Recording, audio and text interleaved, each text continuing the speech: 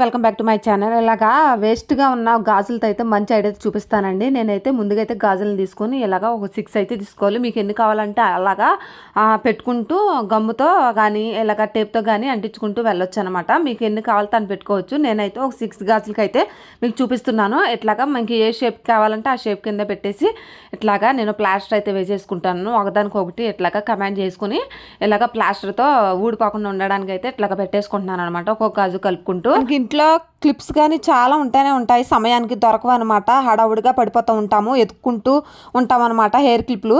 అలా కాకుండా మనము ఇట్లాగా తయారు చేసుకొని క్లిప్స్ మాత్రం వీటికి చక్కగా ఆర్గనైజ్ చేసుకున్నామంటే సమయానికి మనం తీసి పెట్టుకున్నా సరే, మళ్ళీ పైకి హెయిర్ పెట్టుకుని క్లిప్ తీసేసి అక్కడ పెట్టుకున్నా సరే, మళ్ళీ రవడి అవడానికి పెట్టుకున్నా సరే ఈజీగా ఉంటాయి అనమాట. ఒకసారినే అన్ని క్లిప్స్ కూడా ఉంటాయి అనమాట. ఎత్తుకునే పనే ఉండదు. చూసారు కదా, ఇలాగా మీరు ఎన్ని కావాలని అని పెట్టుకోవచ్చు అనమాట.